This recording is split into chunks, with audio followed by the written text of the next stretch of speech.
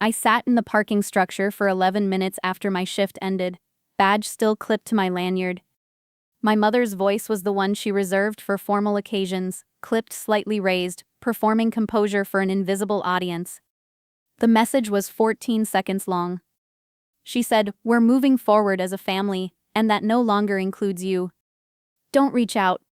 Then silence. Then the automated timestamp. I noticed I wasn't crying. I noticed the hum of fluorescent lights overhead and a grocery bag someone had left against a concrete pillar 2 spaces down. I noticed everything except the urge to call her back, because somewhere in the middle of the second replay, something I had been quietly ignoring for years finally came into focus. She hadn't just rejected me.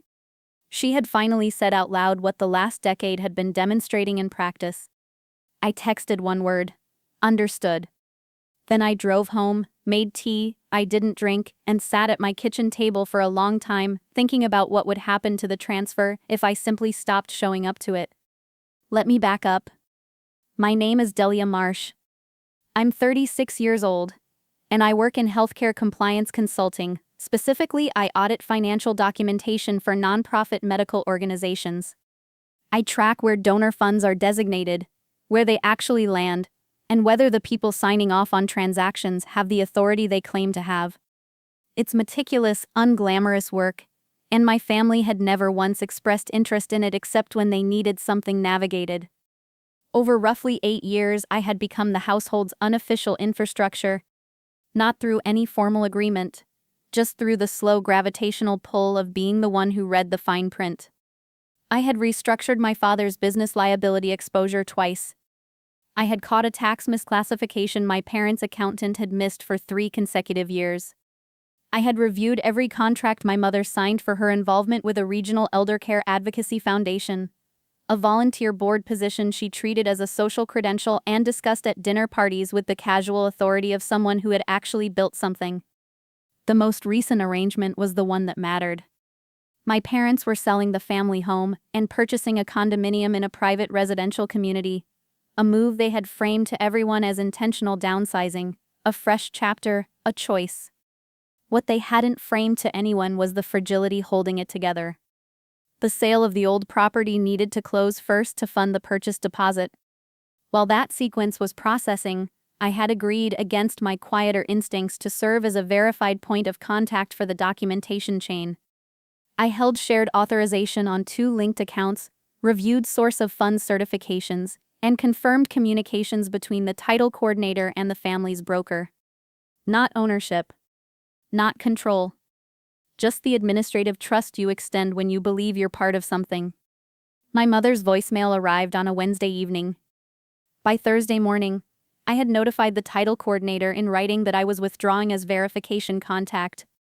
I informed the broker I was revoking authorization to communicate on my behalf. I flagged the shared credentials for suspension pending revalidation. I sent the family accountant a brief professional note. Any document previously routed through my review chain would need to be reissued without my credentials or indemnification language attached. Each step was clean, documented, and entirely lawful. Have you ever watched something you built finally show someone exactly how load-bearing it was? The closing went on hold before noon. A contractor my father had engaged to prepare the old property put his schedule on pause when the deposit confirmation stalled. A private care residence my mother had been arranging for my grandmother with considerable fanfare, I later learned, requested updated payment verification before holding the suite she had apparently already mentioned to her foundation colleagues. That last detail stopped me cold. My grandmother was part of this. She was being moved, and the move had apparently been structured on the same brittle confidence as everything else. The assumption that I would be there to catch whatever slipped. By 2 in the afternoon, I had 6 missed calls from my father. His voicemails progressed from careful to urgent. The first: "There may have been a miscommunication. Can you call when you have a moment?" The second, 40 minutes later: "Delia, the title office says there's a hold. We need this resolved today." I saved them and returned to the audit I'd been working on. That evening, my sister entered the conversation. She didn't ask what had happened. She announced what I had done wrong. "How could you pull this now?" Mom is completely blindsided. Do you understand what you're causing? I almost answered. Then a voicemail transcript came through from my mother, and I read it twice because it was structurally perfect. She called me calculating, disloyal, and destructive, then in the same breath demanded I resolve the paperwork situation immediately. No acknowledgement that she had told me not to contact them. No recognition that I had done exactly what she asked. Only fury that I had taken her literally. 2 days after the voicemail, I had 54 missed calls. My parents, my sister, the broker, 2 numbers I didn't recognize, and then at just past 8 in the evening, a message from a law office. Miss Marsh, this is Garrett Hollenbeck representing your parents. There's an urgent matter that requires your response tonight.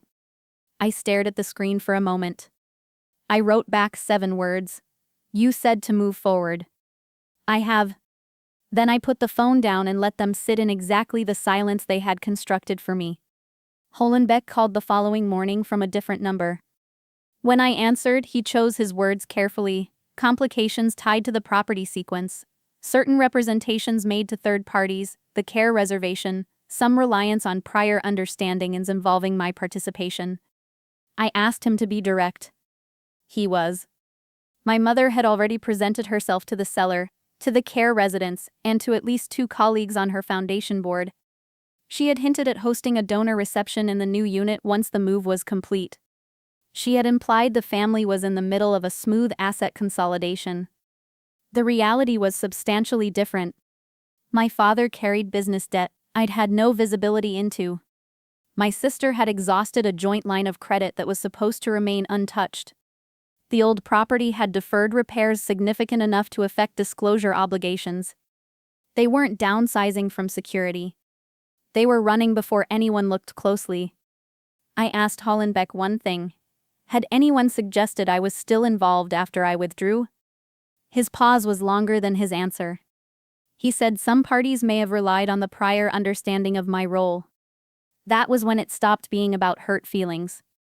If their arrangement unraveled publicly while my name was still circulating in the background, I wasn't just the daughter they'd discarded. I was the professional, whose credibility got tied to their collapse. So I gathered everything. The voicemail, the timestamps on every withdrawal notice, the title correspondence, the email to the accountant, the care liaison's request for updated payment assurances. I organized it the same way I'd build any case file, not to deploy it recklessly, but so that the record existed with structure if I ever needed it. My mother called from a blocked number that afternoon. She didn't lead with an apology. She didn't ask a question. She said, "How dare you embarrass this family?" I told her the embarrassment came from building a public reputation on obligations she hadn't secured. She called me cold and impossible. Then she said something that quietly closed the last door.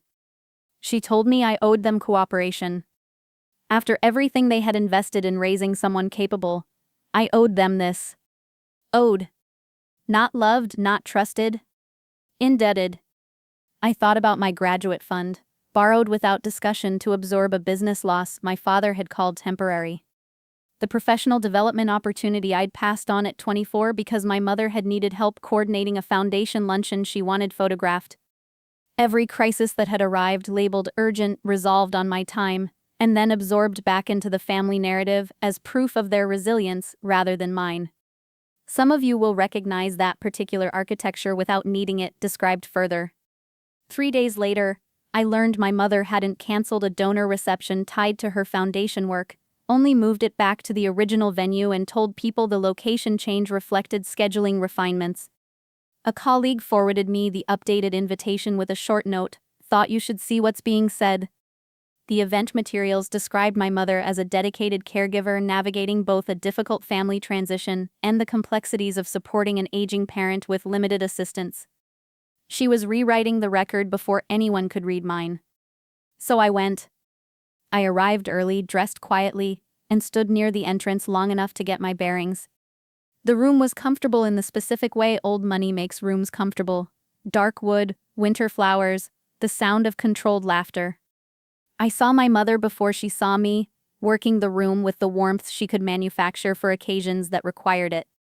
When she finally turned and found me standing there, her expression reset so visibly that the woman beside her glanced over. She crossed to me quickly. "Why are you here?" she asked, her voice level but her jaw tight. "I was invited into the story you've been telling," I said. She tried to move me toward the edge of the room, but two people had already oriented toward the tension in her posture, and she couldn't make a scene without becoming one. She told me through a fixed expression that everyone already understood I had caused a crisis by withdrawing support during a critical moment. I asked her whether by support she meant my review chain, my credentials, or the authorization she had continued to reference after formally cutting contact with me. My father, standing nearby, looked at the floor. My sister appeared at my elbow, perfume and barely concealed panic. "Can you not do this here? Mom is barely managing." I remembered every time she had borrowed against my patience and repackaged it as her own difficulty. "Interesting," I said, since I was told clearly that the family was moving forward without me. She took my arm. "That was the mistake. Not because it hurt, because it was visible." A board member stepped closer. I turned to him before my mother could recover and said, "I withdrew from all involvement in the family's financial transition in writing with timestamps, after being formally told not to contact them. I have that documentation, if it would be useful." My mother went still in a way that had nothing to do with dignity. Within a few minutes, the board chair had drawn her aside. An event coordinator was speaking quietly with someone I recognized from the foundation's legal advisory group. I left before anything else could happen, and Hollenbeck intercepted me at the coat check, looking nothing like the composed professional he'd been on the phone. He asked if we could resolve this quietly. I told him I had no interest in spectacle, only in accuracy. He told me my parents were now facing scrutiny from the foundation board and a possible complaint related to misrepresentations in the care contract. I said, "That sounds serious." Then I got my coat. The nights that followed were not triumphant. My hands shook when I opened my phone. I replayed the conservatory scene not because I regretted the truth, but because people who've been trained to absorb blame. I started working with a therapist, not because the situation demanded processing but because my nervous system did. She asked me early on, "When did you first learn that being useful was the condition for being included?" I was quiet for a long time. I said, "Probably before I had language for it." She didn't offer me reassurance. She told me to document my own history before other people finished narrating it for me. I did. The full pattern, written plainly. What I had absorbed, what I had been asked to defer, what had been extracted so gradually I had mistaken it for love. Once it was in writing, it stopped looking like difficult family dynamics and started looking like a system with a clear beneficiary. The therapy didn't resolve into a clean lesson. It resolved into steadier hands and a shorter list of messages I felt obligated to answer. The consequences arrived in pieces over the following weeks. The property sale fell through after the buyer required disclosures my parents couldn't absorb. The condominium was sold to another party. The care residents withdrew my grandmother's reservation following a review of the payment representations made on her behalf. My mother was asked to step back from her committee role, while certain matters were clarified, which in that register of social language meant the institution no longer trusted her proximity to its funds or its reputation. I arranged a placement for my grandmother through a social worker, unconnected to my parents' plans. No prestige. No brochure language. Safe, honest, appropriate. When my mother found out, she called me to say I had humiliated the family by choosing a modest facility over the one she'd envisioned. The word she used was humiliated. Not harmed. Not disappointed. Humiliated. That told me everything I needed to confirm.